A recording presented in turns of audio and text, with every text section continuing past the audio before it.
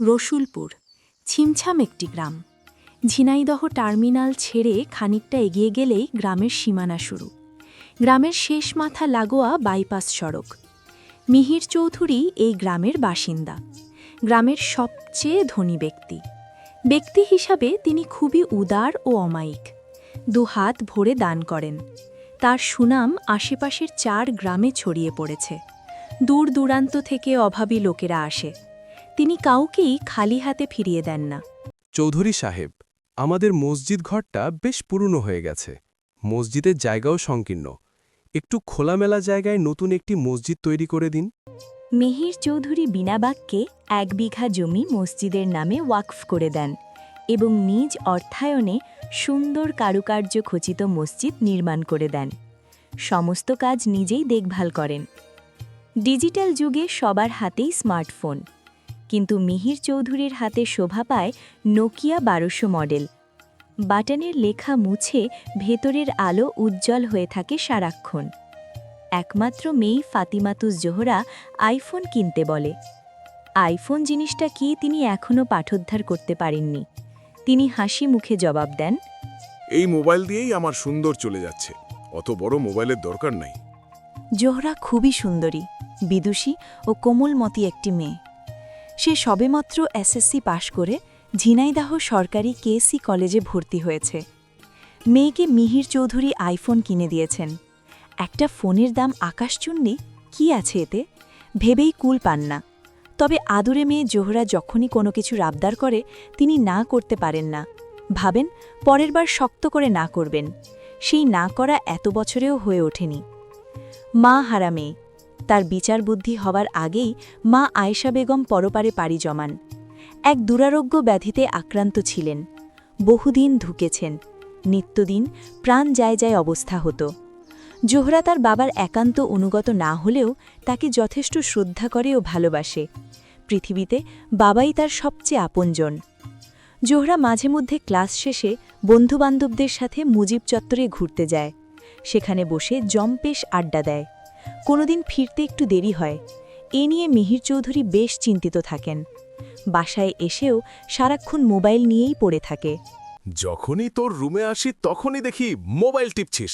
না, তেমন কিছু না, ফ্রেন্ডের সাথে মেসেজ করছিলাম। তুমি এক কাজ করো না, আমার পুরান মোবাইলে ওয়াচ গজল শোনো। আমি ওসব বুঝি না। তোমাকে কিচ্ছু করতে হবে না বাবা, আমি ডাউনলোড করে দিচ্ছি। তোমার যখন তেলাওয়াত ওয়াচ শুনতে মন চাইবে আমাকে বলবা, আমি চালু করে দেব। জোহরা পুরানো ফোনটা ড্রয়ার থেকে বের করে ইউটিউব থেকে বেশ কিছু ইসলামী ওয়াজ, গজল, কুরআন তেলাওয়াত ডাউনলোড করে দেয়। তার হুজুর শ্রেণীর মানুষদের তেমন পছন্দ হয় না। আনস্মার্ট, খেত লাগে। হুজুরদের দেখলেই কেমন নাক সিটকায়। মিহির চৌধুরী অবসর পেলেই ওয়াজ শোনেন। ইসলামী স্কলারদের কথা তার হৃদয় ছুঁয়ে যায়। তিনি বিমোহিত হয়ে তাদের কথা শোনেন। দিনের নতুন নতুন বিষয় জানা হয় তার। একদিন ফজরের সালাতের গুরুত্ব সম্পর্কে একটা লেকচার শুনছিলেন। সেখানে বক্তা বলছেন, হজরত জারির ইবনে আবদুল্লাহ রাদিয়াল্লাহু তালা আনহুমা থেকে বর্ণিত, তিনি বলেন, এক রাতে নবীজি সাল্লাল্লাহু আলাইহি ওয়াসাল্লামের নিকট ছিলাম। হঠাৎ তিনি আকাশে পূর্ণিমার চাঁদের দিকে তাকিয়ে বললেন, শোনো, তোমরা এই চাঁদটিকে যেমন দেখতে পাচ্ছ তোমাদের প্রতিপালককেও তোমরা তেমনি দেখতে পাবে। তাকে দেখতে তোমরা তোমাদের কোনো বেগ পেতে হবে না, ভিড়ের সম্মুখীন হবে না। কাজেই তোমরা যদি সূর্য ওঠার পূর্বের সালাত ও সূর্য ডোবার পূর্বের সালাত আদায় সমর্থ হও, সুতরাং তোমরা তাহলে তাই করো। মিহির সাহেব নতুন মসজিদ নির্মাণের পর কখনো ফজরের নামাজে যাননি। কনকনে শীতের কারণে ওঠেন না। হাদিসটি শুনে উজ্জীবিত হয়ে সেদিনই সিদ্ধান্ত নিয়ে নেন তিনি আর ফজর কাজা করবেন না। পরের দিন ভোরে মুয়াজ্জিনের সুমধুর আজানের সুরে ঘুম ভেঙে যায়। পরক্ষণে ঘুম থেকে উঠে পবিত্রতা অর্জন করেন। জায়নামাজ বিছিয়ে 2 রাকাত সুন্নত আদায় করেই মসজিদে চলে যান। ফজরের সুন্নত বাড়িতে আদায় করলে বেশি সওয়াব হয়, এমনটা ওয়াজে শুনেছেন। ইমাম সাহেবের কণ্ঠে সুদীর্ঘ সূরা আর রহমান তেলাওয়াত শুনে মিহির সাহেবের হৃদয় ভরে যায়। সেদিনের পর থেকে আর কখনো ফজরের নামাজ ত্যাগ করেননি। এমনকি জামাতও মিস হয়নি তেমন একটা। মসজিদের ইমামের জাজুমাখা কণ্ঠে কুরআনের আয়াত শুনে মিহির সাহেব খুবই তৃপ্তিবোধ করেন। এভাবে প্রতিনিয়ত জামায়াতে নামাজ আদায় করতে করতে মনের গহীন থেকে বদ্ধপরিক্রমভাবে নিয়ত করে ফেলেন, ইমাম সাহেব যেহেতু অবিবাহিত এবং পড়াশোনা করছেন, তার কাছেই একমাত্র মেয়ে জোহরাকে বিয়ে দিয়ে নিজ বাড়িতেই রেখে দেবেন। এমন ভদ্র শান্তশিষ্ট ছেলে পাওয়া বড় মুশকিল। একদিন সুযোগ বুঝে মিহির চৌধুরী মসজিদের ইমাম সাহেবের সাথে সরাসরি কথা বললেন। ইমাম সাহেব বললেন, দেখেন চাচা, আপনি যে প্রস্তাব দিয়েছেন তাতে আমার খুশি হওয়ার কথা, কিন্তু আমি মধ্যবিত্ত ফ্যামিলির সন্তান। বাবা মা খুব কষ্ট করে আমাকে পড়াশোনা করাচ্ছেন, আর আপনারা সম্ভ্রান্ত ফ্যামিলি। এইসব দিক বিবেচনা করে চাইলে আপনি আমার বাবার সাথে কথা বলতে পারেন। উঠতি বয়সে মাথায় সবসময় রোম্যান্টিকতা কাজ করে। ফেসবুকে নানা রকম মিষ্টি প্রেমের গল্প পড়ে মন প্রাণ জুড়ে এক প্রেমের হাওয়া বইতে থাকে। সেই হাওয়াতে মনের বাতায়নের পর্দা সরে যেতে পারে যে কারোরই। জোহরা কলেজে নিয়মিত ক্লাস করে, বন্ধুবান্ধবদের সাথে নিত্যদিন আড্ডা দেয়। সবসময় মনের ভিতর একটা ফুরফুরে ফ্যান্টাসি কাজ করে। মেসেঞ্জারে একদিন টুপ করে একটা মেসেজ আসে, হাই, কেমন আছো? জোহরা কোনো রিপ্লাই দেয়নি। ইদানিং জোহরার একটা ছেলেকে মনে ধরেছে। ছেলেটার প্রতি হৃদয়ে প্রবল টান অনুভব করছে। মাঝে মাঝে তার দিকে ড্যাব ড্যাব করে তাকিয়ে থাকে। চোখাচোখি হতেই লজ্জায় গাল লাল হয়ে যায়। একটা সময় ছেলেটাও তার দিকে তাকায়। এবার চোখাচোখি হলে মিষ্টি একটা হাসি উপহার দেয় দুজন দুজনকে। চোখের ভাষায় প্রেমের উপাখ্যানের যাত্রা শুরু হয়। এই যাত্রার শেষ কথায় কে জানে। ক্লাস শেষে একদিন জোহরা ক্যাম্পাসে বসে বান্ধবীদের সাথে আড্ডা দিচ্ছে, হঠাৎ কে যেন ডাক দিল, জোহরা। পিছন ফিরতেই জোহরার মনের ভেতর আতশবাজি ফুটতে থাকে। আজ জোহরার খুশির অন্ত নেই, কারণ তাকে অন্য কেউ ডাকেনি, তারই স্বপ্নের রাজপুত্র রাজীব ডেকেছে। কিন্তু লজ্জায় মুখখানা চুপসে যায়। দৃষ্টি অবনত রেখে জিজ্ঞেস করে, জি বলুন। রাজীব হাসি মুখে হাত বাড়িয়ে দিয়ে বলে, হাই, আমি রাজীব। আমি জোহরা। তোমাকে চিনি। কিভাবে চেনেন? চিনি যেভাবেই হোক। তো আসল কথায় আসি, আমরা কি বন্ধু হতে পারি? ও শিওর, নো প্রবলেম। তোমাকে তুমি করে বলছি, কিছু মনে করছো না তো? না, ইটস ওকে। আমরা যেহেতু বন্ধু হয়ে গেলাম, তুমিও আমাকে তুমি করেই বলবে। আচ্ছা, আমি চেষ্টা করব। মিহির সাহেবের নির্মিত মসজিদের ইমাম হচ্ছেন আবু হুরায়রা। ইসলামী বিশ্ববিদ্যালয়ে আল কুরআন বিভাগে মাস্টার্স করছেন। মধ্যবিত্ত ফ্যামিলির সন্তান সে। ছোট আরও 2 ভাই 1 বোন আছে। তার বাবার একসাথে 4 সন্তানের লেখাপড়ার খরচ জোগাতে হিমশিম খেয়ে হয়। ক্যাম্পাসের হলে থাকা খাওয়ার সামান্য খরচ দিতেও ফ্যামিলি অপারগ। অগত্যা আবু হুরায়রাকে ইমামতি নিতে হয়। বেতন আহামরি কিছু নয়, মাত্র 5,000 টাকা হাদিয়া। কোনো রকম দিন গুজারা হয়, ফ্রি থাকা খাওয়া। ফজরের পর টার্মিনাল থেকে ক্যাম্পাসের গাড়িতে চড়ে ক্লাস করতে যায়, আবার 12টার গাড়িতে ফিরে আসে। এভাবেই তার নিত্যদিনের রুটিন চলতে থাকে। হঠাৎ একদিন বাড়ি থেকে ফোন আসে। রিসিভ করেই, আসসালামু আলাইকুম। আব্বু, কেমন আছেন? ওয়ালাইকুম আসসালাম। আলহামদুলিল্লাহ, ভালো আছি। তুই কেরাম আছিস বাপ? আলহামদুলিল্লাহ, খুব ভালো রাখছেন আল্লাপাক। বাড়ির সবাই কেমন আছে? আলহামদুলিল্লাহ, সবগুলি ভালো। তো বাপ, একটা কথা কতি চাইলাম। মিহির সাহেব আমাদের বাড়িতে আসিল তার মেয়ের সম্বন্ধ নিয়ে। আমরা অনেক দিন ধরে তোর জন্য মেয়ে খুঁজছি, তো ভালোই হইল। মিহির সাহেবের কথাকাট শুনে মনে হলো উনি ভালো লোক, তাই তার মেয়েটাও ভালো হবে মনে হয়। তো তোর মতামত হ। আব্বু, আপনাদের পছন্দ আমার পছন্দ। আলহামদুলিল্লাহ বাপ। তাইলে আগামী শুক্রবার আমি আর তোর মা আসবানে ঝিনাইদহ। যদি ব্যবস্থা হয় তাইলে সেই দিনই আকদ করে ফেলব। আচ্ছা, আপনার যা ভালো মনে করেন তাই করেন। রাখি বাপ, পরে কথা কবানে। আসসালামু আলাইকুম আব্বু। ওয়ালাইকুম আসসালাম, ভালো থাক। রাজীব অভিমানী স্বরে বলল, আমি তোমাকে নক করেছিলাম মেসেঞ্জারে, সিন করেছ, বাট কোনো রিপ্লাই দাওনি। রিকোয়েস্ট পাঠিয়েছি, সেটাও ঝুলে আছে।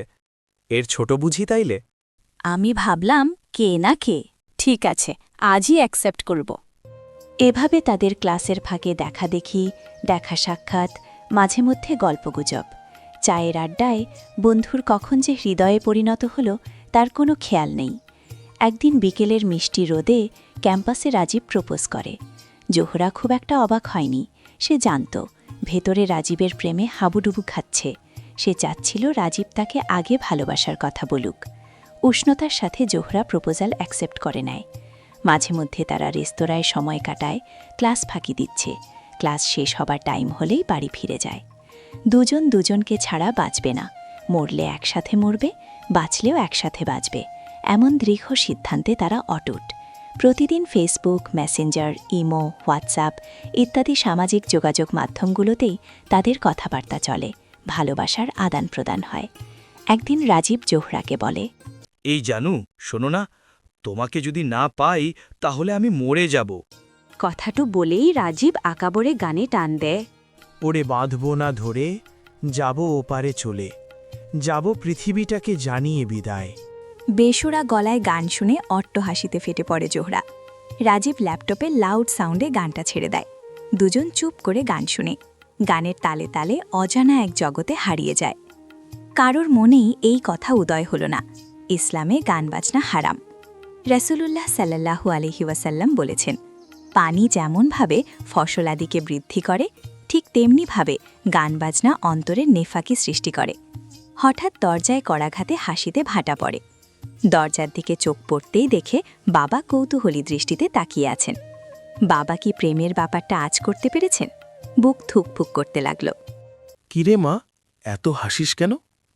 এমনি বাবা। কোথাও কি বের হচ্ছিস? না বাবা, আজ তো শুক্রবার, তাই বিকেলে একটু বান্ধবীর বাসায় যাব। একটা কথা ছিল মা, তোর দিকে তাকিয়েই আমি আর দ্বিতীয় বিয়ে করিনি। তোকে নিয়েই জীবন পার করে দেব এই প্রত্যাশায়। তুই বড় হয়েছিস, এখন একটি ভালো ছেলের সাথে বিয়ে দিতে পারলেই আমার মনের সমস্ত আশা পূরণ হবে। মনে মনে একটা ছেলেও ঠিক করে রেখেছি, তুইও ছেলেটাকে চিনিস, আমাদের মসজিদের তরুণ ইমাম সাহেব আবু হুরায়রা। ছেলেটা মাশাল্লাহ অনেক ভালো, দেখতে শুনতেও খারাপ না, লাখে একটা। এমন ছেলে সবার কপালে জোটে না। তুই আজ আর বাইরে যাস না, একটু সাজুগুজু করে নিস। বিকেলে আবু হুরায়রা মা বাবা আসবেন তোকে দেখতে।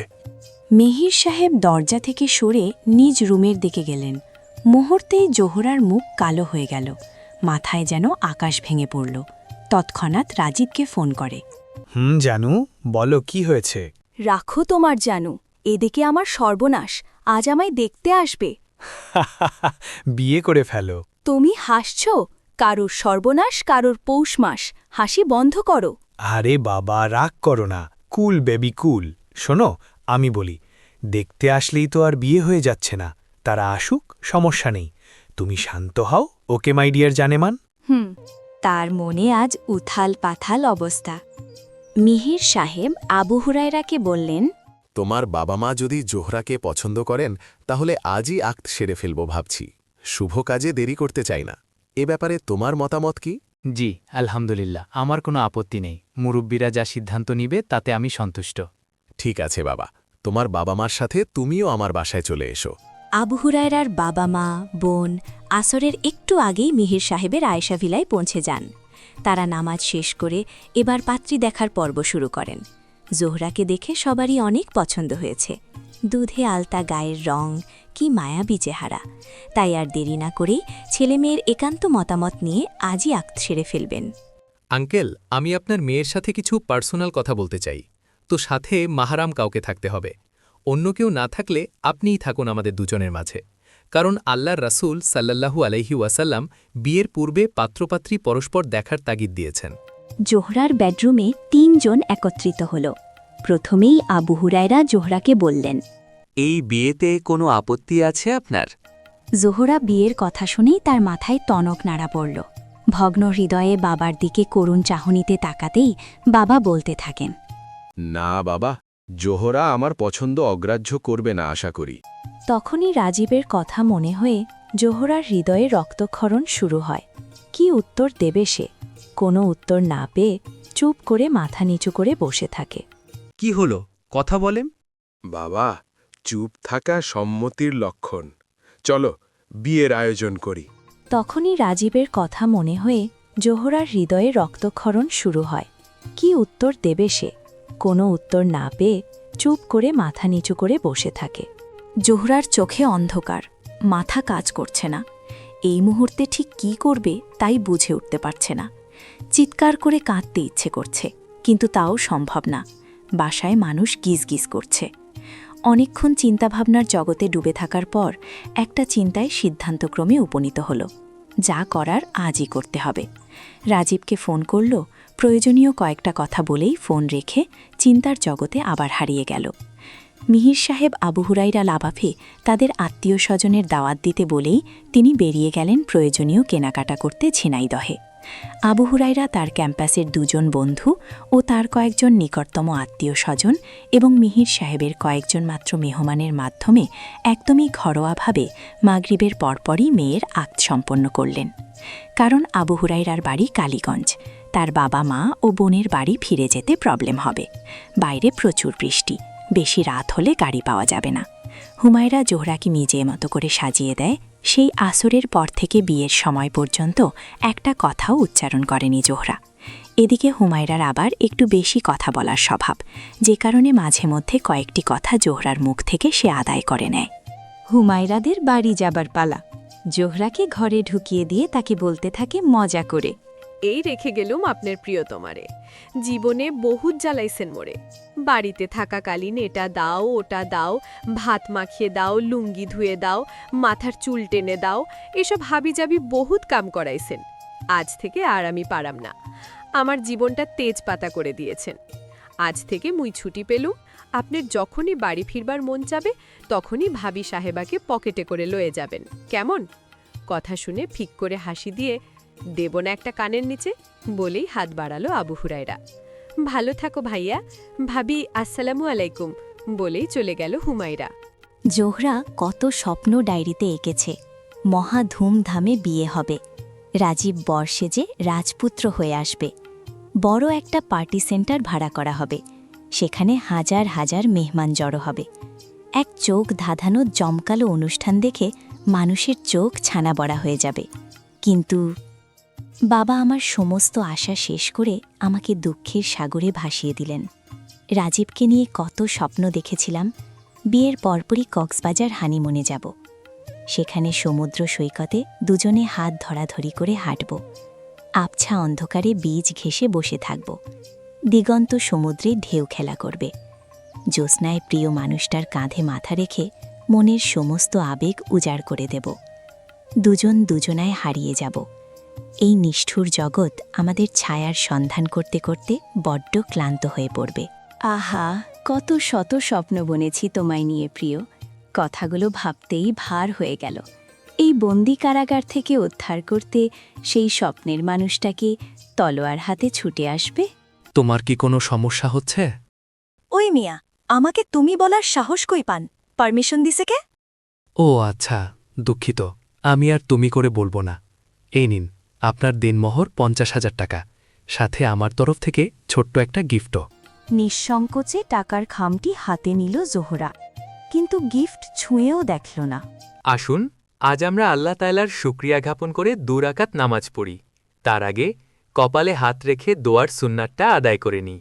জোহরা তার হাতটা ঝাড়া মেরে সরিয়ে দিয়ে চিৎকার দিয়ে বলে, এত অধিকার খাটাতে আসবেন না, একদম বলে দিচ্ছি খুব খারাপ হবে। ভয়ে চুপসে যায় আবু হুরায়রা। শরীরে হালকা ঘাম ঝরতে শুরু করে আবু হুরায়রার। আমতা আমতা কণ্ঠে প্রশ্ন করে, কি এমন অপরাধ করেছি বলুন, নিজেকে শুধরে নেব।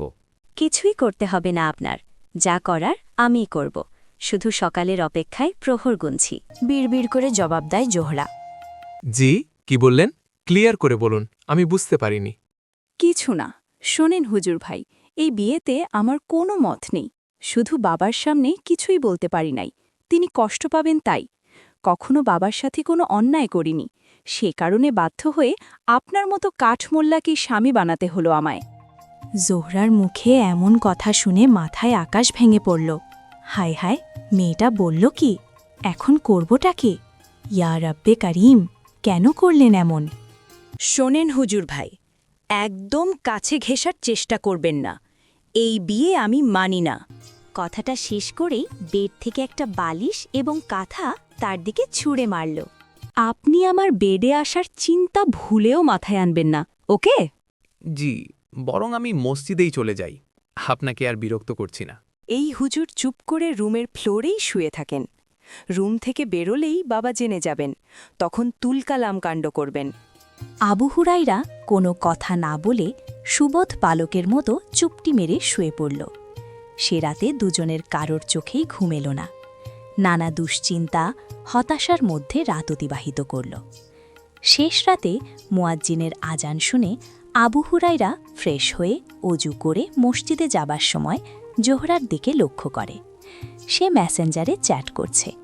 তাকে নামাজ পড়ার জন্য অনুরোধ করেই সালাম দিয়ে মসজিদ পানে ছুটল।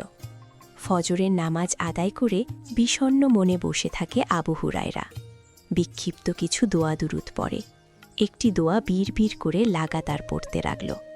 কঠিন বিপদ ও কষ্টের সময় আল্লাহর রাসূল সাল্লাল্লাহু আলাইহি ওয়াসাল্লাম এই দোয়াটি পড়তেন, কদ্দারাল্লাহ ওয়া মা শাআ ফাআল। অর্থ, এটি আল্লাহ ফয়সালা, আর তিনি যা ইচ্ছা করেছেন। কিছুক্ষণ পর জোহরার বাড়ির দিকে পা বাড়াল। রুমে ঢুকে দেখল সে নেই। ভাবল হয়তো অন্য রুমে আছে। অনেকক্ষণ অপেক্ষার পর নিরুপায় হয়ে মিহির সাহেবের কাছে প্রশ্ন করেন, বাবা, জোহরা কোথায়? কেন, রুমে নাই? তাহলে হয়তো আশপাশে কোথাও আছে। আবু হুরায়রা আবার জোহরার রুমে আসল। বিরক্ত হয়ে বসে চারিদিকে দেখতে থাকে। হঠাৎ চোখ পড়ল টেবিলের ওপর। সেখানে দেনমোহরের খামের ওপর একটা ভাঁজ করা চিরকুট। চিরকুটটা হাতে নিতেই আবু হুরায়রার শরীর কেমন যেন নিস্তেজ হয়ে যাচ্ছে। চোখ যেন আলোহীন হয়ে আসছে। তবু নিজেকে সান্ত্বনা দিল, না, এভাবে ভেঙে পড়লে চলবে না। নিয়তিতে যা লেখা আছে তার সমর্পিত চিত্ত এনে নিতে হবে। আসসালামু আলাইকুম। প্রথমেই ক্ষমা চেয়ে নিচ্ছি, কিন্তু প্রকৃতপক্ষে আমি ক্ষমার অযোগ্য। তবু ফর্মালিটি মেনটেন করলাম আর কি। আপনাকে যতটা কাছ থেকে দেখেছি, যদিও আমার হুজুর মানুষ পছন্দ না, তবু আপনাকে খারাপ লাগেনি। তাতে কি, আমার মন জুড়ে কেবল রাজীবের বসবাস। তাই আপনাকে ঠকাতে বাধ্য হলাম। বিয়েতে আমি মোটেও রাজি ছিলাম না, কিন্তু কি করব, বাবাকে কষ্ট দিতে চাইনি। সে কারণে নিজের অমতে বিয়েটা করতে হলো। রাতে রাজীবের সাথে কথা বলে নিজেকে আর কন্ট্রোল করতে পারিনি। তাকে ছাড়া আমি এক বিন্দুর সময়ও আপনার সাথে কাটাতে পারবো না। তাই পালানোর মতো এমন কঠিন সিদ্ধান্ত নিতে হলো। আমি খুব আত্মমর্যাদা সম্পন্ন মেয়ে, কারোর কাছে ঋণ থাকি না, কিন্তু টাকার খুব প্রয়োজন ছিল। তাই বাধ্য হয়ে আপনার কষ্টার্জিত 25,000 টাকা নিয়েছি। বাকিটা খামেই আছে। যদি কখনো ঋণ শোধ করতে পারি, তাহলে চক্রবৃদ্ধি হারে সুদে আসলে মিটিয়ে দেব। বাবাকে ভালোবাসি খুব, কিন্তু রাজীবকে ছাড়া থাকা সম্ভব না। আমিও রাজীব ঝিনাইদহ ছেড়ে চলে যাচ্ছি। আব্বুকে জানিয়ে দিবেন, আমাদের জন্য দোয়া করবেন, যেন বাকি জীবনটা সুখে কাটে। ভালো থাকবেন। আর হ্যাঁ, হুজুরনি দেখে কাউকে সঙ্গী করে নেবেন। ইতি ফাতেমাতুজ জোহরা। চিঠিটা পড়ে দীর্ঘ একটা শ্বাস ছাড়ল। বুকটা যেন পাথরের মতো ভারী হয়ে এলো। মিহির সাহেবের হাতে চিঠিটা ধরিয়ে দিয়ে সোজা মসজিদের দিকে ছুটল। আবু হুরায়রা মিহির সাহেব চিঠিটা পড়ে একেবারে থ হয়ে গেলেন। আবু হুরায়রা মসজিদের সিঁড়ি বেয়ে ছাদে উঠল। পা দুটো ভীষণ ভারী লাগছে। অন্যদিন এক দৌড়ে উঠে যেত, আজ কষ্ট হচ্ছে খুব।